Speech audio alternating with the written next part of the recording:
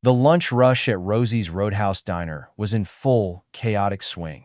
The sound of sizzling bacon on the flat-top grill mixed with the clatter of porcelain plates, the steady hum of overlapping conversations, and the occasional ring of the old brass bell mounted above the kitchen pass-through. Outside, the Texas sun beat down mercilessly on the cracked asphalt parking lot, heat waves shimmering off the hoods of dusty pickup trucks and sedans. Before we jump back in, tell us where you're tuning in from, and if this story touches you, make sure you're subscribed because tomorrow I've saved something extra special for you.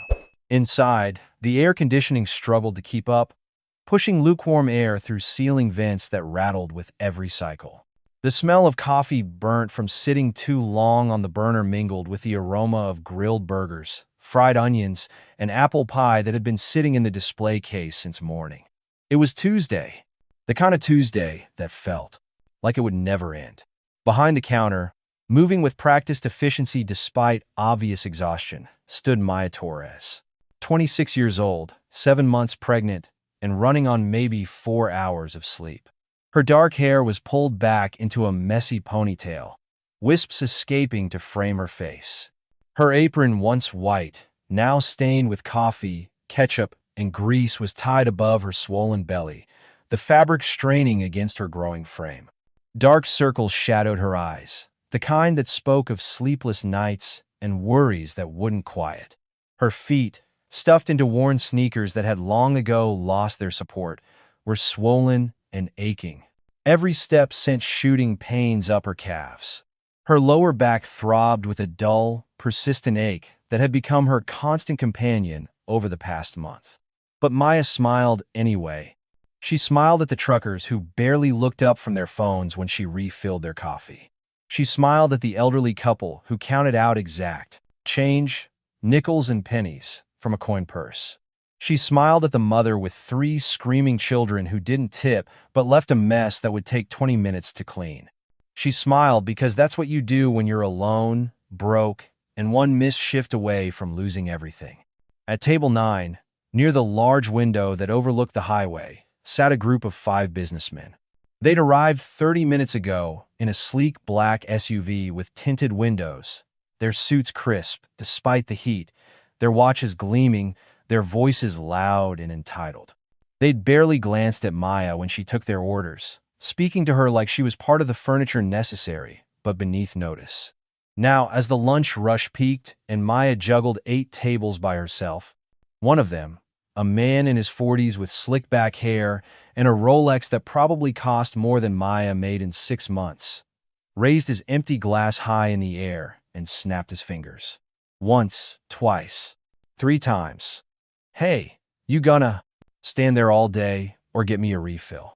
Maya was at table 4, taking an order from an elderly gentleman who was still deciding between the patty melt and the club sandwich. She glanced toward table 9, held up one finger to indicate she'd be right there, and turned back to her customer with an apologetic smile. Take your time, Mr. Patterson. No rush. But the businessman wasn't interested in waiting. He snapped his fingers again, louder this time, the sharp sound cutting through the diner's noise like a whip crack. Hello? Service here. Maya's smile faltered for just a second. She finished writing Mr. Patterson's order patty melt, no onions, extra pickles, and hurried toward table 9, her hand instinctively moving to support her lower back as she walked. I'm so sorry for the wait, sir. We're a little short-staffed today. What can I get you? The man with the Rolex looked her up and down with barely concealed disdain. I ordered iced tea 20 minutes ago. It's empty. Is that really so hard to keep track of? Of course, I'll get that right. And while you're at it, another man at the table interrupted. Not bothering to look up from his phone, my burger was supposed to be medium rare. This is well done. Take it back. Maya looked at the plate. The burger looked perfectly medium rare to her. Pink in the center, juices still visible. But she didn't argue. She couldn't afford to argue. I'll have the kitchen remake it right away. She reached for the plate, but as she did, her vision suddenly swam. The edges of the room blurred slightly, and a wave of dizziness washed over her. She steadied herself against the table, blinking hard, willing her body to cooperate just a little longer. Just until the end of her shift. Just a few more hours. You okay there? One of the men asked, but his tone held no genuine concern. It was more annoyance than anything else. I'm fine, Maya lied, straightening up too quickly. I'll be right back with your drinks.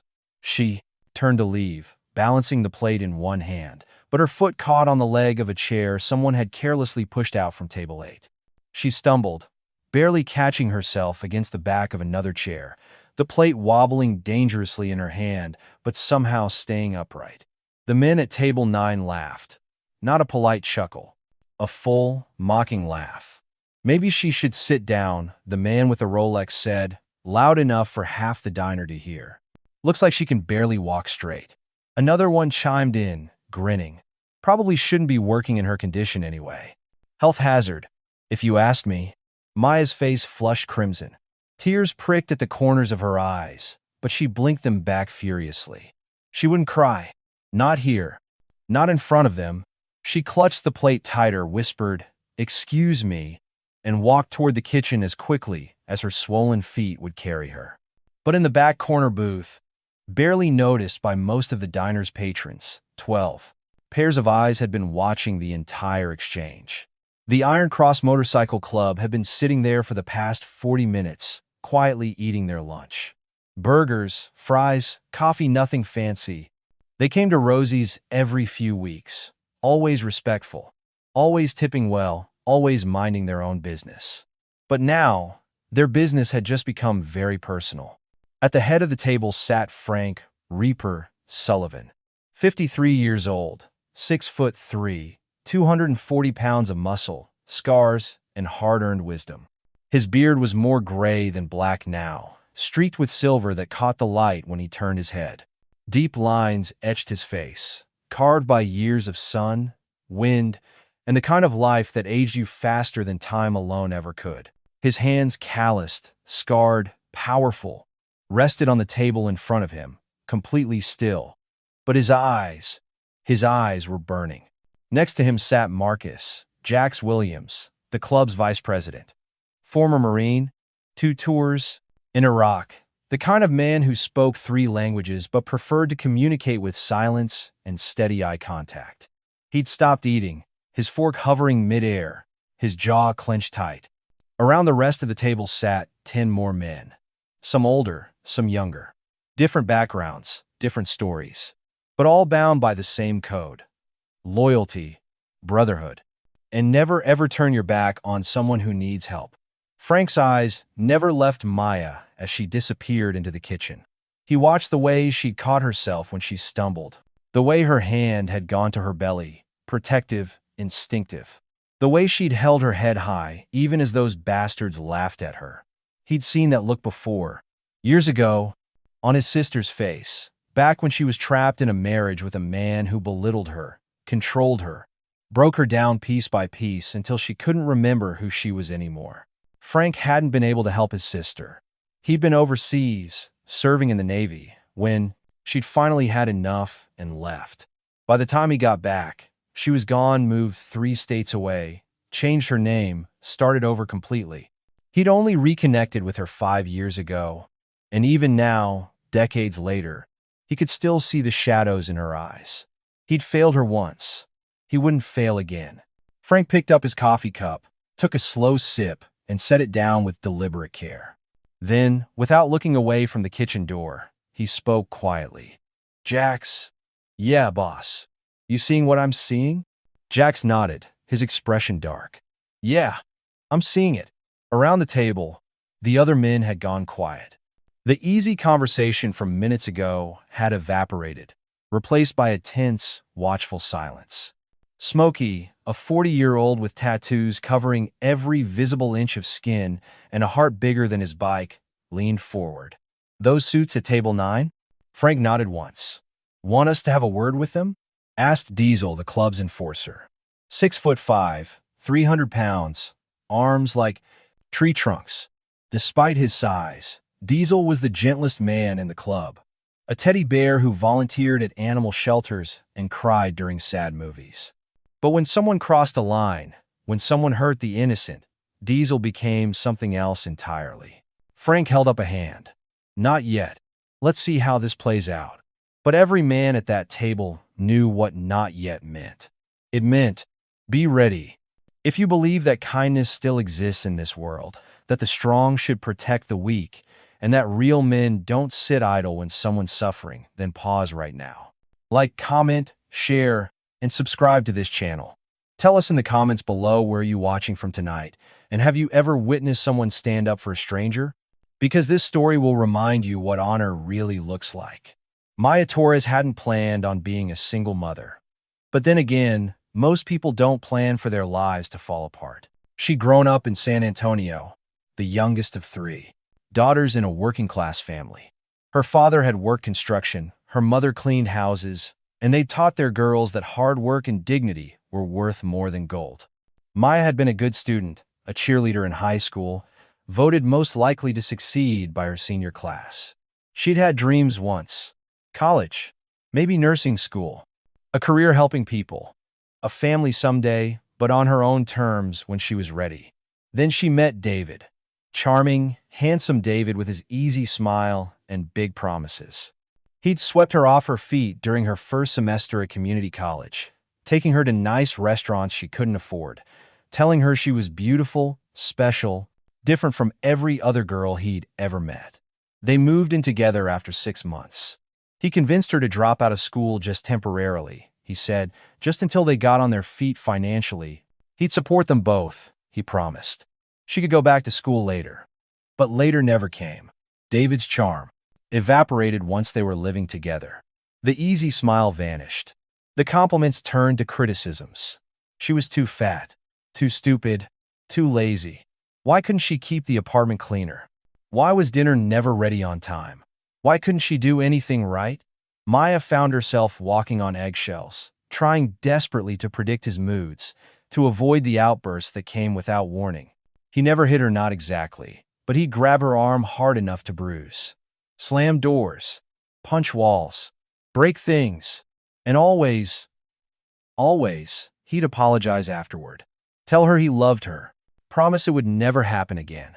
She'd almost left him a dozen times. But where would she go? Her parents had passed away in a car accident when she was 21, a drunk driver, a Tuesday afternoon, gone in an instant. Her sisters had their own lives, their own problems. She had no money saved, no degree, no job prospects, so she stayed. And then she got pregnant. David's reaction was immediate and final. Get rid of it. When Maya refused, when she told him she wanted to keep the baby, his face had gone cold in a way she'd never seen before. Then you're on your own, he'd said simply. He was gone by morning, took his clothes, his gaming console, his collection of sports memorabilia. Left behind the bills, the lease agreement with both their names on it, and a note that said, "This is your problem now." That was 5 months ago. Since then, Maya had been surviving on pure determination and the thin hope that somehow, some way, everything would work out. She'd gotten the job at Rosie's Roadhouse diner 3 months ago, working 6 days a week, pulling double shifts whenever she could. Her tips barely covered rent on the tiny one-bedroom apartment. She'd moved into a third-floor walk-up above a laundromat, with peeling wallpaper, a bathroom where the faucet constantly dripped, and neighbors who yelled at each other through paper-thin walls at 2 a.m. She had no crib, no car seat, no stroller. Her only baby clothes were hand-me-downs from a coworker whose kids had outgrown them. She had $17 in her savings account and a hospital bill she couldn't pay looming over her head from her last prenatal appointment. The baby was due in 8 weeks. Maya tried not to think about what would happen after. How she'd afford diapers and formula. How she'd keep working when she couldn't afford childcare. How she'd give her daughter the life she deserved when Maya could barely keep herself fed. At night, lying in bed with her hand on her belly, feeling the baby kick and roll, Maya whispered promises she didn't know if she could keep. "I'll take care of you. I'll figure it out. You're going to be okay. We're going to be okay." But she didn't believe it. Not really. Her manager at the diner, Carol Hansen, was a tough-as-nails woman in her 60s who'd been running Rosie's for 30 years. She'd taken one look at Maya during the interview 7 months pregnant. Desperate, honest, and hired her on the spot. "You work hard, you show up on time, and you treat my customers with respect, we won't have any problems, Carol had said. But honey, you need to take care of yourself. That baby comes first. Maya nodded, grateful, promising she would. But they both knew the truth. The baby came second. Work came first. Because without work, there was no rent, no food, no prenatal vitamins, nothing. So Maya pushed herself. Through the morning sickness that hadn't stopped at the first trimester. Through the swelling in her ankles that made her shoes feel like torture devices. Through the bone-deep exhaustion that made every shift feel like climbing a mountain. She pushed because she had no choice. Meanwhile, in the back corner booth, Frank Reaper Sullivan sat with his brotherhood and remembered why he'd started this club in the first place. Frank had grown up in a small town in Oklahoma, the son of a factory worker and a seamstress. His father had been a good man, quiet, hardworking, the type who showed love through actions rather than words. He taught Frank to stand up for himself, to never back down from a fight, but also to never throw the first punch. To protect those who couldn't protect themselves. Frank had joined the Navy at 18, served 12 years, seen things in foreign ports and war zones that still haunted him some nights. He'd come home with medals, scars, and a deep understanding that the world was full of predators who preyed on the weak. He drifted for a while after his discharge, working odd jobs, riding his motorcycle across the country, searching for something he couldn't name. Then he'd met Diane, beautiful, smart, funny Diane, who worked as a nurse and had a laugh that could light up the darkest room. They'd married within a year, built a life together. She'd understood his need to ride, his need for the open road, the brotherhood of men who spoke the same language of loyalty and freedom. They'd been happy, and then the cancer came. It started as a persistent cough, then fatigue, then a diagnosis that felt like a death sentence, stage 4 lung cancer. Non-smoker, no family history, just bad luck and bad cells. Diane fought for 2 years, chemo, radiation, clinical trials. Frank had been by her side every single day, watching the woman he loved waste away, watching her lose her hair, her strength, her hope, watching her die by inches. When she finally passed, Frank had felt something inside him die too. The Iron Cross Motorcycle Club had formed a year later. Frank and 11 other men, some veterans, some not, some with families, some alone, all searching for the same thing, purpose, brotherhood. A code to live by when the rest of the world seemed to have forgotten what codes even were. They weren't outlaws. They didn't run drugs or guns. They weren't a gang. They were a family. They rode together, helped each other, fixed bikes, fixed houses, fixed lives when they could. They raised money for veterans' causes, volunteered at homeless shelters, escorted women fleeing domestic violence to safe houses. They stood up for people who had no one else to stand up for them. Because Frank knew, deep in his bones, that the world was full of Maya Torres's good people, hard-working people, people who deserved better than the hand they'd been dealt. And if men like him didn't stand up for them, who would? Now, sitting in Rosie's diner, watching this pregnant waitress being mocked and belittled by men in expensive suits, Frank felt that old familiar fire burning in his chest. This wasn't right, and he was going to do something about it. Crisis escalation, 8:15. Maya emerged from the kitchen carrying a fresh iced tea and a new burger for table 9. Her hands trembled slightly as she balanced the tray, but she forced herself to keep moving, to keep smiling, to keep pretending everything was fine. The dizziness from earlier hadn't fully passed. If anything, it was getting worse. The edges of her vision kept darkening, and there was a strange ringing in her ears that wouldn't go away. Her heart was racing too fast, she knew, dangerously fast, and her hands felt clammy despite the diner's warmth. Just get through this shift, she told herself. Just a few more hours. She approached table 9 with professional courtesy, setting the iced tea in front of the man with the Rolex and the fresh burger in front of the complainer. Here you go, gentlemen. Is there anything else I can get you? The man with the Rolex took a sip of his tea, made a face, and set it down hard enough that some slopped over the side. This isn't sweet tea. I ordered sweet tea. Maya's stomach dropped. She glanced at her order pad. He was right, she'd written down sweet tea, but asked the bartender for regular. A simple mistake, the kind that happened 100 times a day in every diner across America. I'm so sorry. I'll get you a sweet tea right away. You know, what? The man interrupted, his voice rising. Forget it. We've been here almost an hour, and the service has been absolutely terrible. Where's your manager? Maya felt her throat tighten. Sir, I really apologize. I said get your manager. Across the diner, Carol looked up from the register, her experienced eyes immediately assessing the situation. She started walking toward table 9, but Maya held up a hand. It's okay, Carol. I've got this. But she didn't have this. She didn't have anything. Her vision was swimming again. Worse now. The ringing in her ears had become a roar. Her heart was hammering so hard she could feel it in her throat. Another man at table 9, younger, maybe early 30s, with gelled hair and a smug expression, leaned back in his chair and looked Maya up and down with obvious disgust. Honestly, I don't know why they let pregnant women work service jobs. It's unprofessional, makes customers uncomfortable. The words hit Maya like a physical blow. She'd dealt with rude customers before. She'd been yelled at, had orders thrown at her, been stiffed on tips by people who could clearly afford them. But something about this, the casual cruelty, the complete lack of empathy, broke something inside her. Her eyes filled with tears she couldn't stop. I'm doing my best, she whispered. Well, your best isn't good enough, the man with the Rolex said coldly.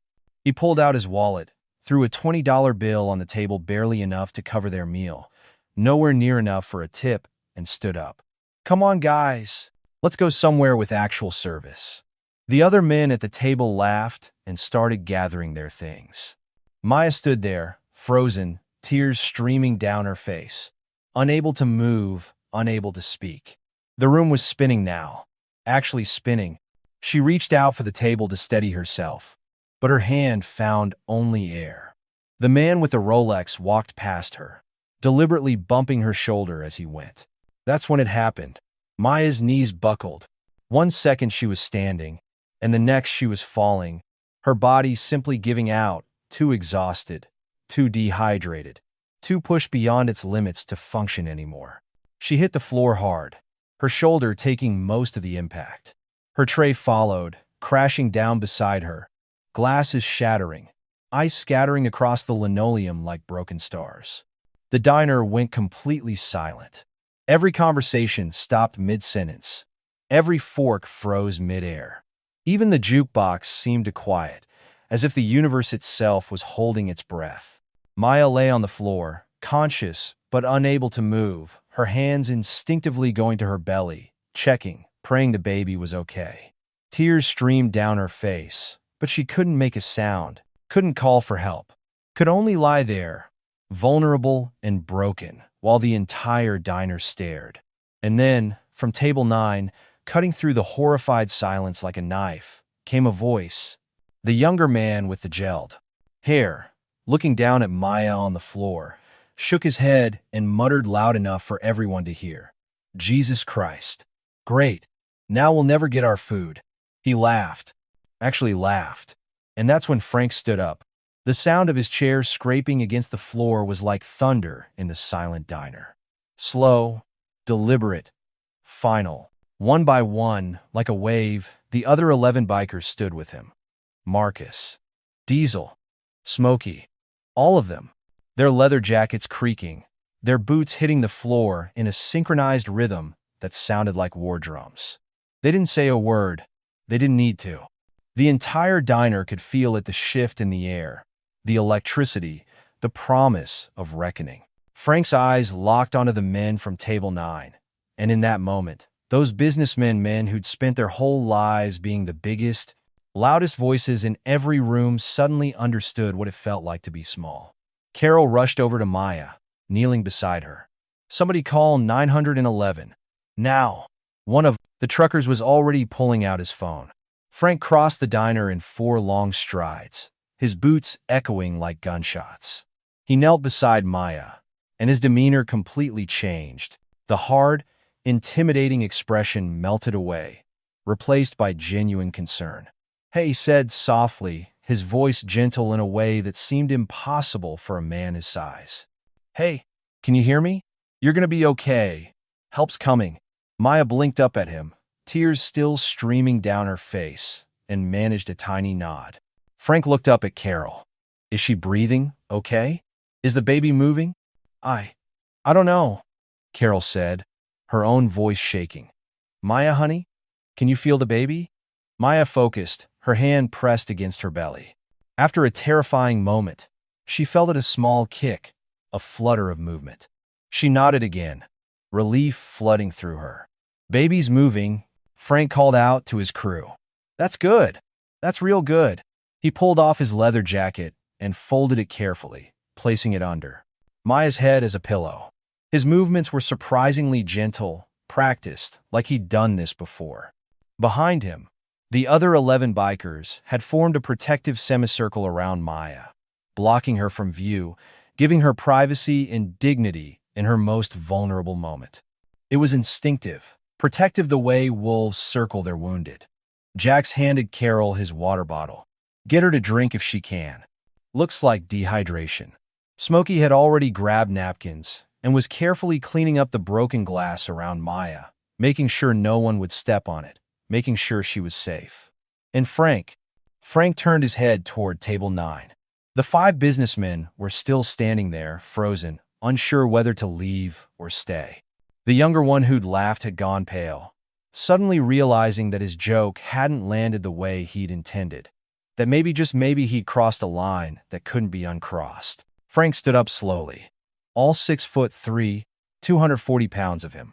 His face was carved from stone, his eyes burning with controlled fury. He didn't walk toward them. He didn't need to. He just stood there, letting them see him, letting them feel the weight of his presence, letting them understand exactly what kind of man they were dealing with. The man with the Rolex cleared his throat. "Look, we didn't mean..." "Didn't mean what?" Frank's voice was quiet. Too quiet. The kind of quiet that's more terrifying than any shout. "Didn't mean to humiliate a pregnant woman trying to do her job. Didn't mean to laugh when she collapsed. Didn't mean to be the kind of men who make the world a worse place just by existing in it." The younger man tried to speak. "We were just..." "Shut up." Frank didn't raise his voice. He didn't have to. "You don't get to talk right now. You get to listen." Behind him, the other bikers shifted slightly, their presence a silent reminder that Frank wasn't alone. That if things went sideways, there were 11 more men ready to back him up. The diner was so quiet you could hear the ice machine humming in the kitchen. Frank took one step forward. Just one. But it was enough to make all 5 businessmen step back. "Here's what's going to happen," Frank said, his voice still terrifyingly calm. "You're going to sit back down. You're going to wait for the ambulance to arrive. You're going to make sure this young woman is okay. And then we're going to have a conversation about what kind of men you want to be."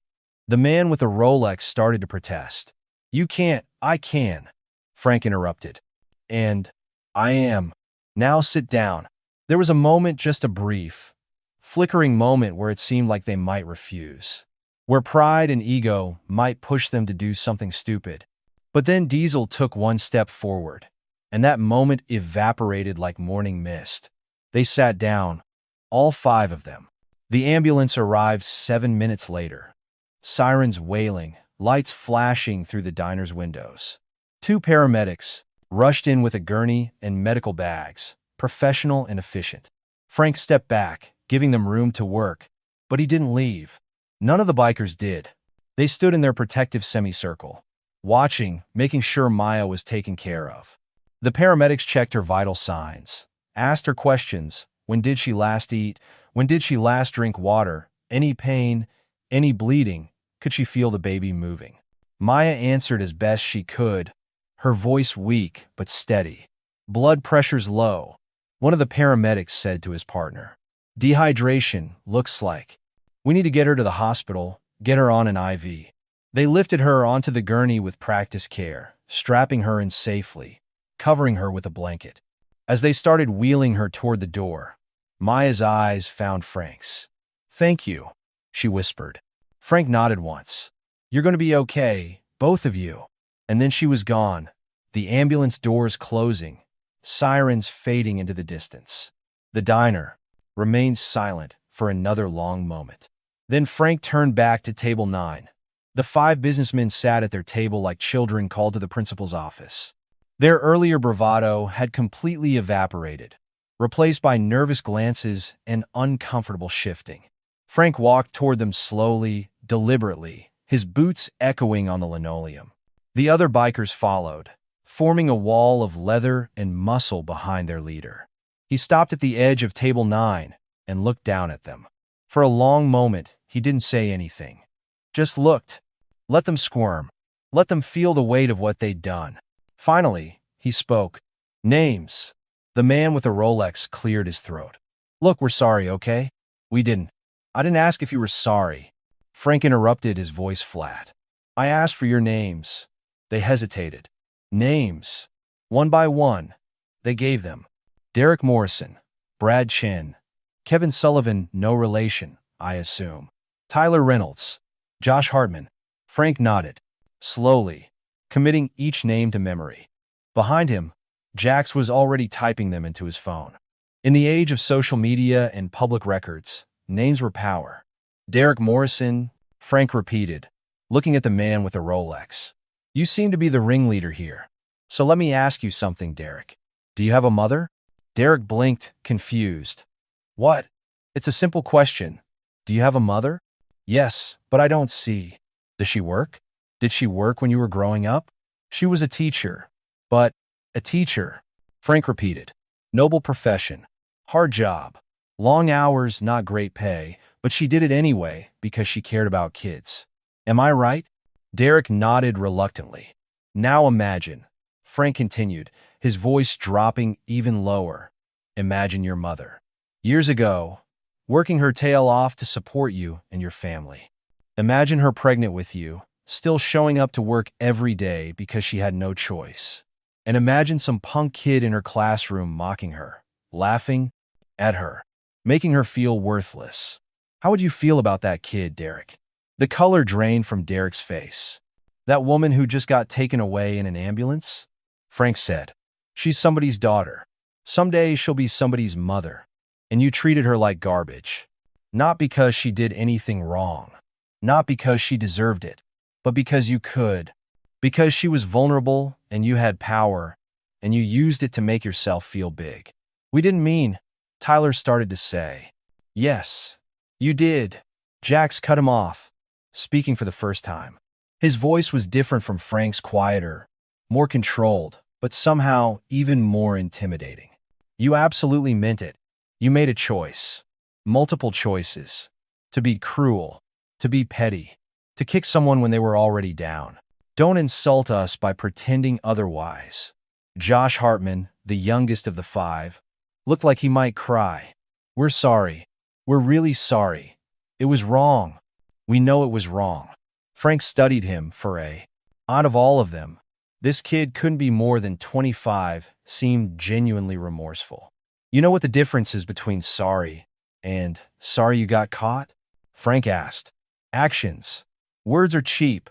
It's what you do next that matters. He pulled out a chair from a nearby table and sat down, not at their table, but close enough. The gesture was deliberate. He was settling in. This conversation wasn't over. Here's what I know about you, Frank said, looking at each of them in turn.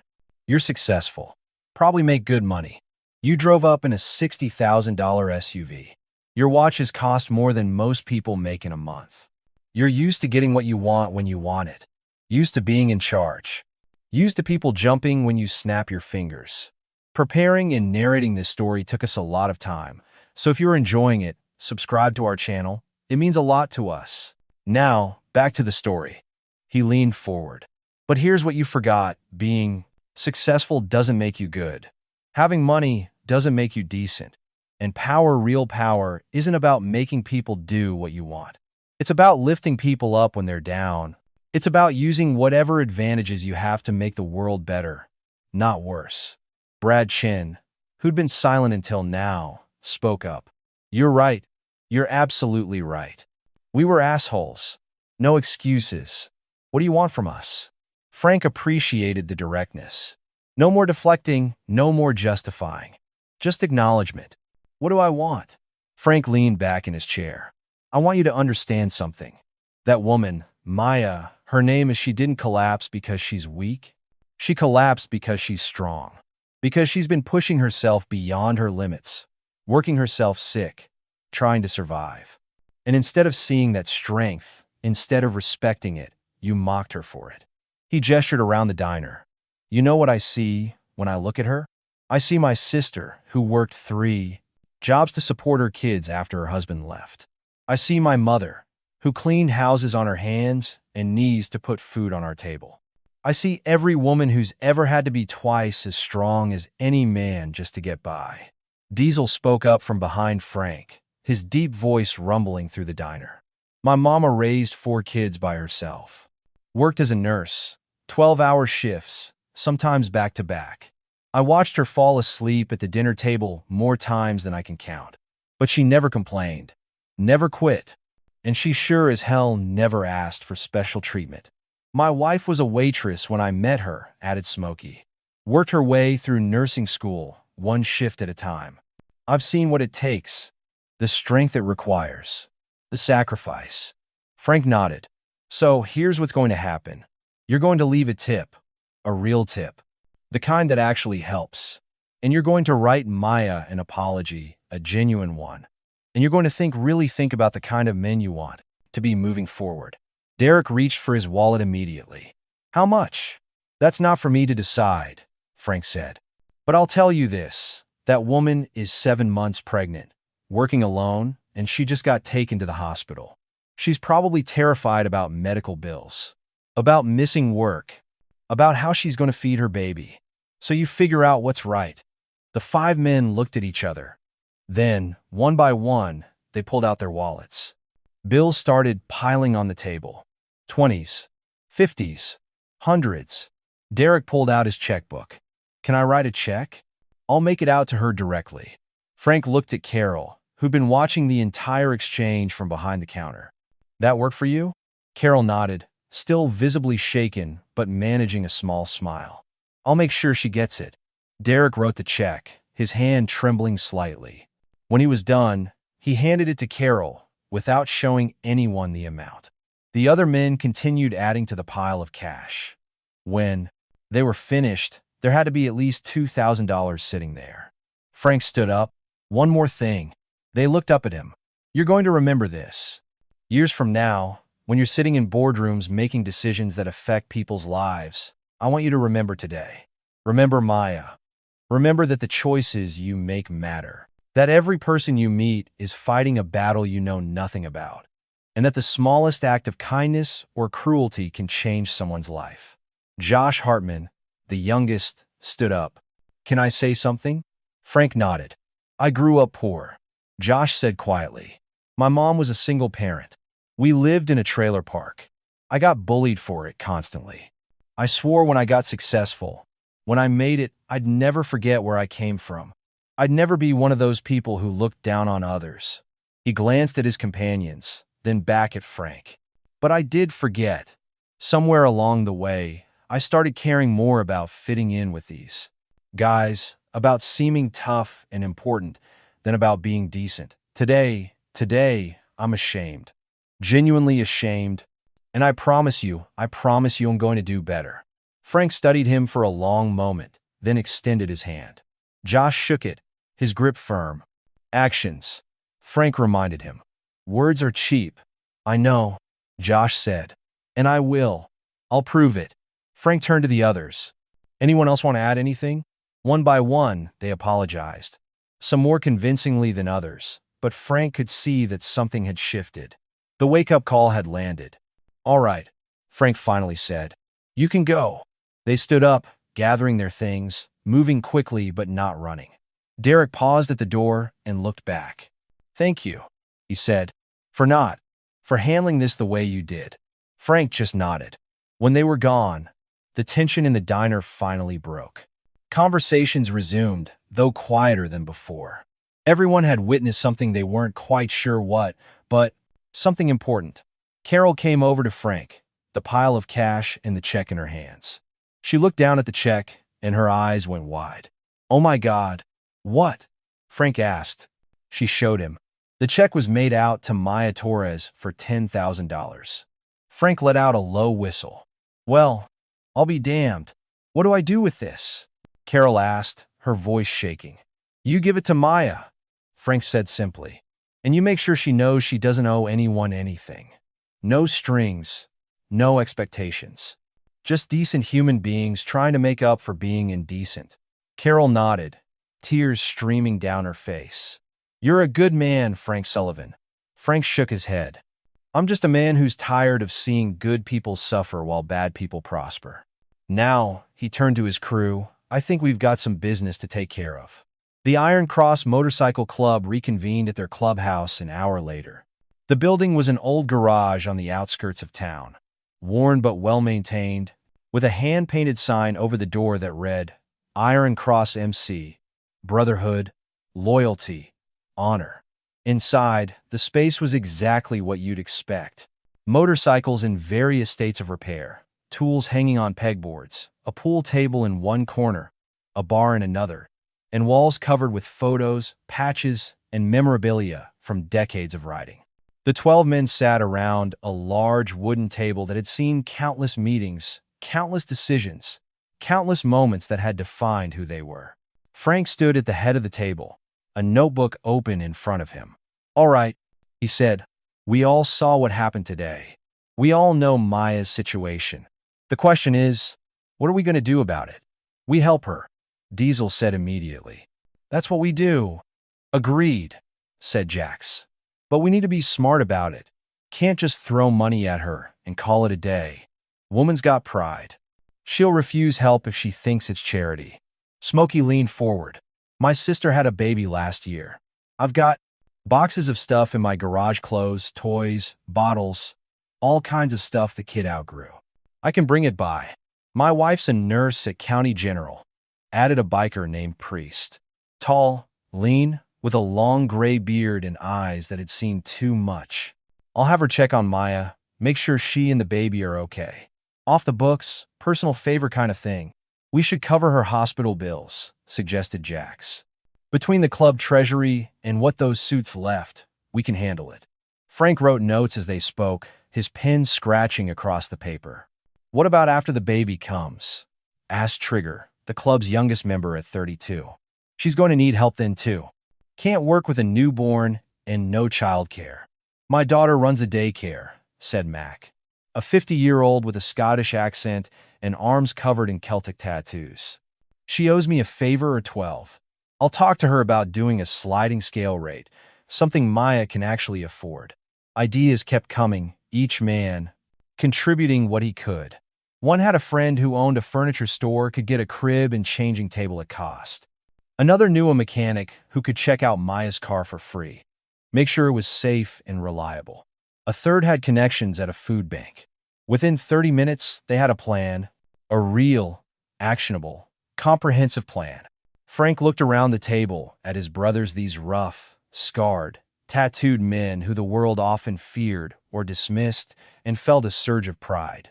"This is why we ride," he said quietly. "Not for the freedom, though that's part of it. Not for the brotherhood, though that's essential. We ride because somewhere out there, someone needs us. Someone needs good men to stand up and do what's right. And today, that someone is Maya Torres."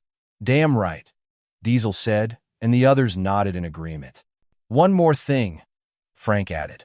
"We do this quietly.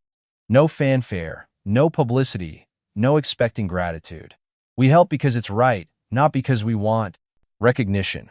The Iron Cross way," Jack said, and it was almost a prayer. They spent another hour working out details, dividing responsibilities, making calls. By the time they left the clubhouse, the sun was setting, painting the sky in shades of orange and purple. As they mounted their bikes, engines roaring to life, Frank felt something he hadn't felt in a long time. Purpose. Maya woke up in a hospital bed, an IV in her arm, monitors beeping softly beside her. For a moment, she panicked, her hand immediately going to her belly. She's okay, a voice said gently. The baby's fine. Strong heartbeat, active movements. You both just needed some fluids and rest. Maya turned her head to see a nurse, a woman in her 40s, with kind eyes and a warm smile. I'm Sarah, the nurse said. You're at County General. You were brought in dehydrated and exhausted, but you're going to be fine. How are you feeling? Maya did a mental inventory. Tired, yes. Achy, definitely.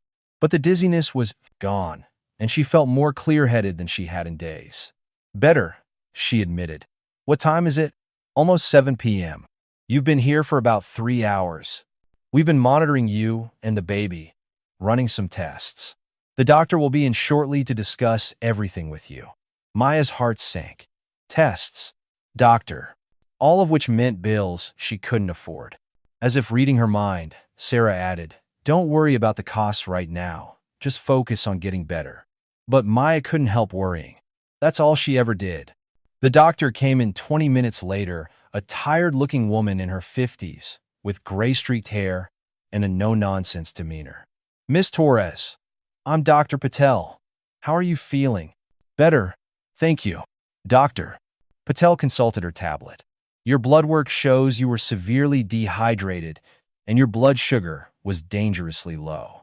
When's the last time you ate a proper meal? Maya had to think about it. Yesterday morning? Maybe? The doctor frowned. You're 7 months. Pregnant. You need to be eating regularly, drinking plenty of water, and getting adequate rest. Your body is working overtime right now, supporting 2 lives instead of 1. I know, Maya said quietly. I'm trying. It's hard. Dr. Patel's expression softened. I understand. Believe me, I do. But if you keep pushing yourself like this, you're risking not just your health, but your baby's health. We need to get you on a proper nutrition plan. Make sure you're getting enough calories and vitamins. She sat down on the edge of the bed. I'm going to be honest with you, Miss Torres. You're at risk for preterm labor if you don't take better care of yourself.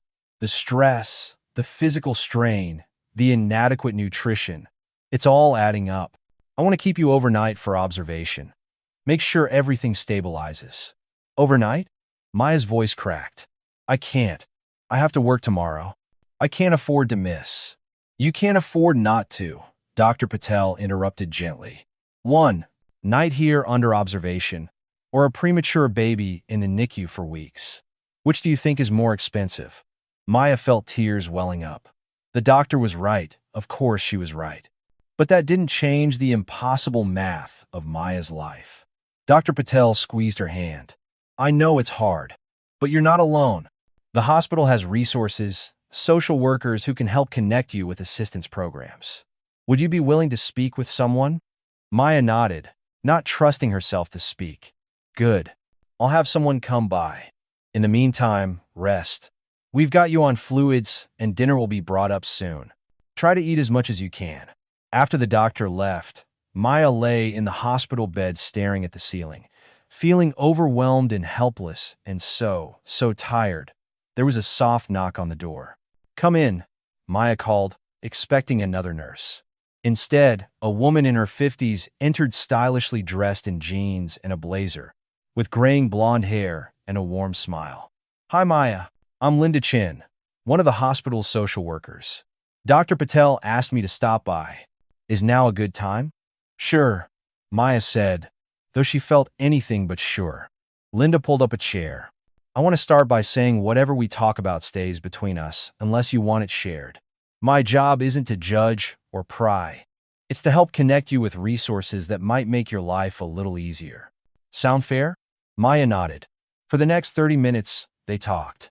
Maya found herself opening up more than she'd planned about David leaving, about her parents' deaths, about the impossible balancing act of trying to work enough to survive while being pregnant and alone.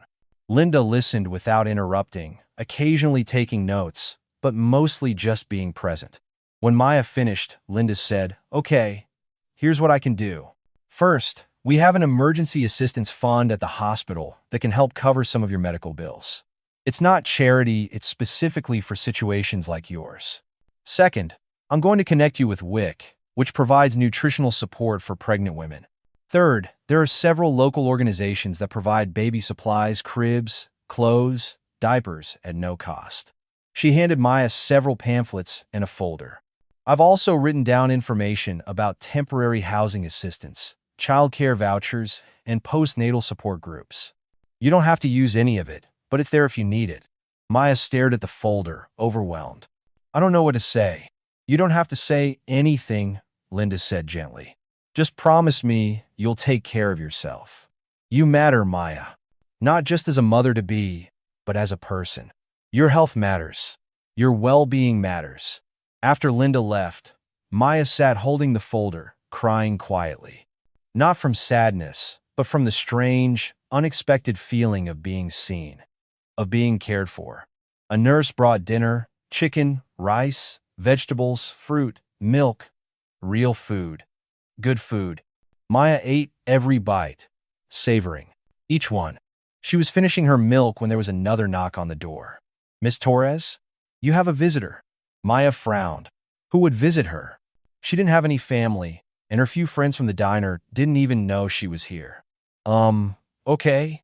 The door opened, and Carol walked in, looking flustered and carrying a large envelope. Carol? Maya said, surprised. What are you doing here?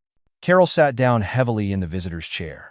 Maya, honey, I needed to see you, to make sure you were okay, and to give you this. She held out the envelope. What is it? Open it. With trembling hands, Maya opened the envelope. Inside was cash, lots of it, and a check. She pulled out the check first and looked at the amount. $10,000. Made out to her. From Derek Morrison. What? Maya couldn't form words. I don't understand. Carol explained everything: the bikers, the confrontation, what Frank had said, how the businessmen had responded. They wanted you to have it, Carol finished. All of it. No strings attached. And honey, there's more. She pulled out another envelope. This one contained $1,500 in cash, the tips from the other 4 businessmen. Carol, I can't accept this. It's too much. You can and you will, Carol said firmly. Maya, those men were wrong. What they did was cruel and awful. This is them trying to make it right. And you know what? You deserve it. You've been working your tail off, never complaining, always showing up, always giving your best. You've earned this. Maya stared at the money, her hands shaking. $11,500. More money than she'd ever seen in her life. It was enough to cover her hospital bills, her rent for months, baby supplies, everything she'd been losing sleep over. There's one more thing, Carol said. She pulled out a piece of paper covered in careful handwriting. The biker who helped you, Frank Sullivan, he left this. He didn't want credit, didn't want recognition. But I thought you should know. Maya took the paper and read. Maya, you don't know me, and that's fine. But I wanted you to know that what I saw today, your strength, your resilience, your determination to keep going even when everything was stacked against you, that's real courage. That's what heroes look like. You're going to be a great mother. Your baby is lucky to have you. If you ever need anything, and I mean anything, call this number. Day or night. The Iron Cross takes care of our own. And as of today, your family. Ride safe, Frank Reaper, Sullivan below. His name was a phone number. Maya read the note 3 times, tears streaming down her face. Who are these people? She whispered. Carol smiled. Good people. The kind the world needs more of. Maya was released from the hospital the next afternoon, with strict instructions to rest, eat properly, and avoid stress. Which was easier said than done, but she promised to try. Carol had given her the week off. From the diner, paid, insisting that Maya's health came first. The money from the businessmen meant she could actually afford to take that time. When she got back to her small apartment, exhausted but feeling better than she had in weeks, she found something strange. Boxes, lots of them, stacked neatly outside her door. Confused, Maya opened her apartment door and found more boxes inside. And a note. Maya, hope you don't mind your landlady let us in. We wanted to help set some things up for you. Congratulations on your little one. Iron Cross MC, heart pounding. Maya walked through her apartment. In what had been an empty corner of her bedroom now stood a beautiful crib, already assembled, with a new mattress and fitted sheets decorated with gentle moons and stars. Next to it was a changing table stocked with diapers, wipes, and creams. A rocking chair sat in the corner, old but lovingly refinished, with a soft cushion and a knitted blanket draped over one arm. In the kitchen, her cabinets that had been nearly empty were now stocked with nutritious foods: pasta, rice, canned goods, cereal, formula, baby food for later. Her refrigerator had fresh fruits and vegetables, milk, juice, and sandwich fixings.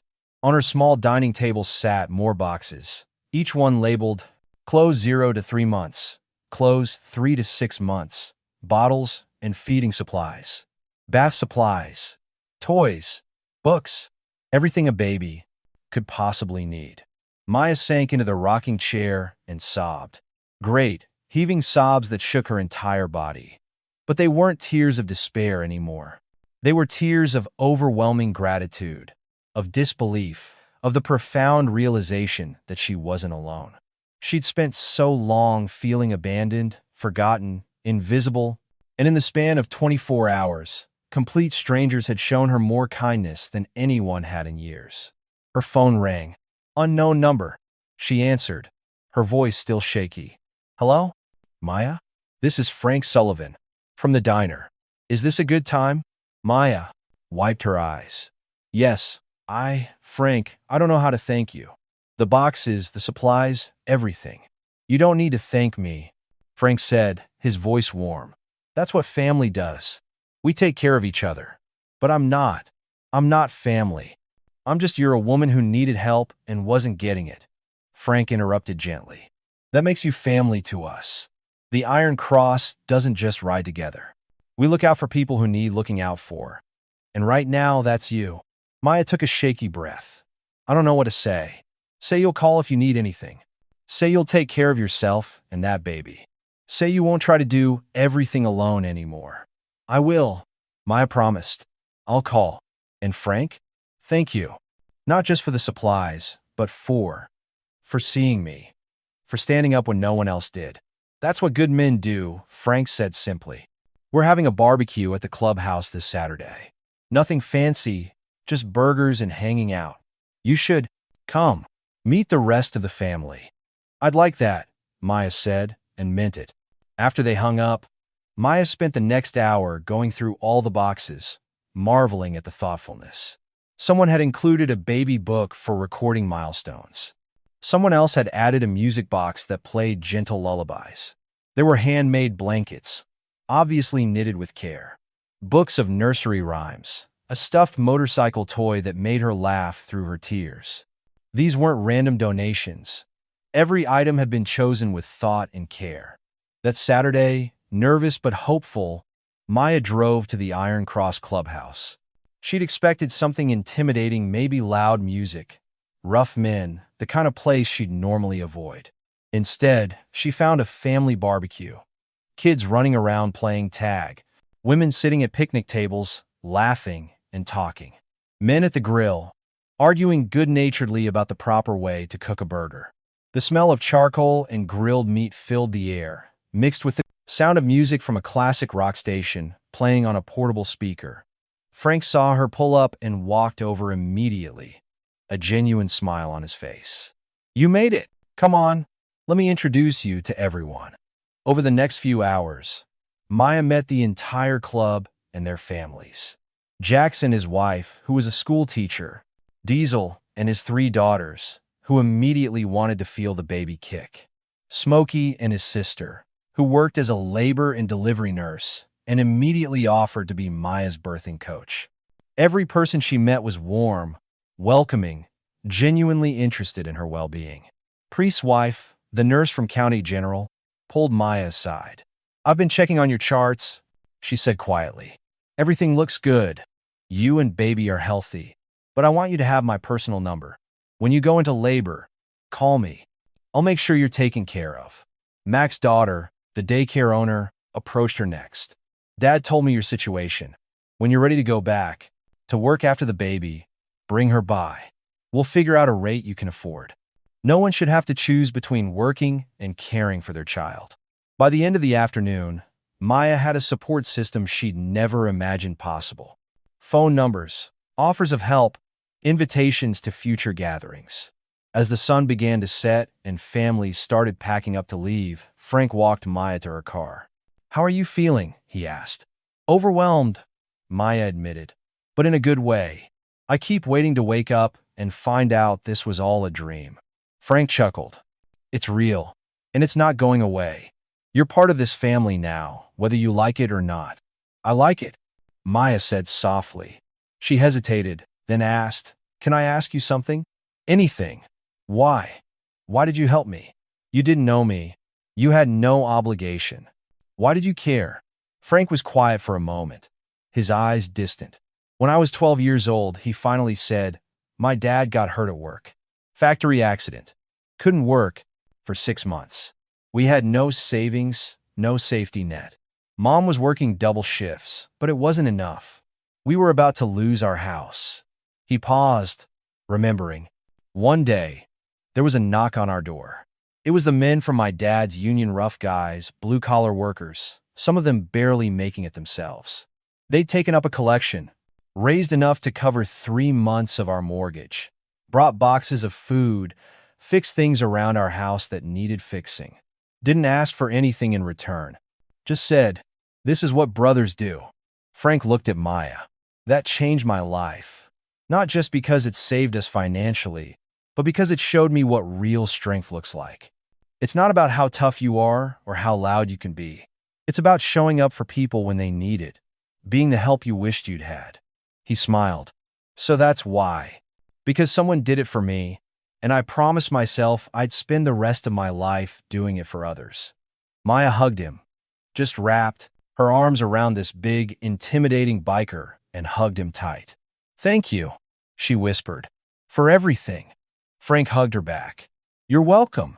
Now go home, get some rest, and remember you're not alone anymore." The next 2 months passed in a blur. Maya continued working at the diner, but with a new confidence. She knew now that she wasn't alone, that there were people in her corner. Carol had hired another waitress to help share the load, and the regular customers, having heard about what happened, started tipping more generously. The businessmen from Table 9 never came back. But a month later, Maya received a letter. It was from Josh Hartman, the youngest of the 5. "Dear Maya, I've thought about you every day since that afternoon at the diner. About what we did, what we said, how we treated you. I'm ashamed. Truly, deeply ashamed. I wanted you to know that day changed my life. I quit my job. Couldn't stomach working with those guys anymore. I've started volunteering at a homeless shelter. I'm learning what real struggle looks like, what real strength is. I don't expect your forgiveness. I don't deserve it. But I want you to know that because of you, because of what you went through, I'm trying to be a better man. I hope you and your baby are healthy and happy. You deserved so much better than how we treated you." With genuine remorse and hope for your future, Josh Maya kept the letter. Not as a reminder of that terrible day, but as evidence that people could change. That shame, when faced honestly, could become growth. The Iron Cross became a constant presence in her life. Not overwhelming, not intrusive, but there, checking in, offering help, including her in their community. When her car broke down, Trigger fixed it for free. When she had questions about labor, Smokey's sister answered them patiently. When she couldn't sleep at night, anxious about becoming a mother, Frank's wife, she hadn't known he'd remarried until the wedding's 6 months. After Diane's death, called to talk her through it. "Being a mother is terrifying," she'd said. "But you know what? You're already doing it. Every choice you make to take care of yourself, to prepare for this baby, to build a support system that's mothering. You're already succeeding." On a Tuesday evening in early March, 2 weeks before her due date, Maya went into labor. She called Priest's wife, Sarah, who met her at the hospital. She called Frank, who showed up with Jax, Diesel, and Smokey, not to crowd her, but to sit in the waiting room, to be there. 13 hours later, at 6:47 a.m., Maya gave birth to a healthy baby girl. 7 pounds, 3 ounces. Perfect in every way, Maya held her daughter, tears streaming down her face, and whispered, "Hi, baby. I'm your mom." And I promise you're going to have an amazing life. She named her Hope Sullivan Torres. The middle name was for Frank. When she told him, later that day when he came to visit, the tough, intimidating biker actually teared up. You didn't have to do that, he said, his voice rough. Yes, I did, Maya said firmly. You gave me hope when I had none. You showed me that family isn't just blood. It's who shows up, who stays, who loves you when you need it most. That's what you did for me. That's what you'll always mean to me. Frank held baby Hope for the first time, this tiny human in his large, scarred hands, and something in him softened even further. Hey there, little one, he whispered. Welcome to the family. 3 years later, the Iron Cross Motorcycle Club hosted their annual charity ride 100-mile journey to raise money for single mothers in need. Among the riders, in her own leather jacket with an Iron Cross patch proudly displayed, rode Maya Torres. In the sidecar, wearing tiny goggles and squealing with delight, sat 3-year-old Hope. Maya had come so far. She'd finished her GED, started taking online courses toward a nursing degree. She'd moved into a better apartment. She'd built a life not just surviving anymore, but actually thriving. And she'd found her calling, helping other women in situations like hers have been. She volunteered at the hospital, talking to scared, alone pregnant women, offering them the same hope she'd been given. As the ride began, engines roaring, wind whipping through her hair, Maya looked around at her family, this unlikely, beautiful family of rough-edged angels on motorcycles, and felt profound gratitude. Frank pulled up beside her at a stoplight, gave her a thumbs up. She returned it, grinning. The light turned green, and they rode together. Because that's what family does. If this story touched your heart, if it reminded you that kindness can wear leather, that strength comes in unexpected packages, and that the people the world judges most harshly are sometimes the ones who do the most good, then please like, comment, and share this video. Help this story reach someone who needs to believe that there are still good people out there, that when you're at your lowest, when you've lost all hope, sometimes angels show up. And sometimes those angels ride motorcycles. Tell us in the comments. Have you ever been helped by a stranger when you needed it most? Or have you ever been that stranger for someone else? Because those moments, those beautiful, transformative moments of human connection, they're what make life worth living. The Iron Cross Motorcycle Club isn't a real club, but the spirit behind this story is absolutely real. All across the world, there are groups like this, people who stand up for the vulnerable, who protect the defenseless, who show up when everyone else looks away. Be like them. Be the person who stands up, who speaks out, who helps when it would be easier to walk away. Because the world doesn't need perfect people. It needs good people, brave people, people who see someone struggling and decide to do something about it. Sometimes the heroes we need don't wear capes, they wear leather, and they ride into your life exactly when you need them most. Thank you for watching. Please subscribe for more stories that remind us of the good that still exists in this world.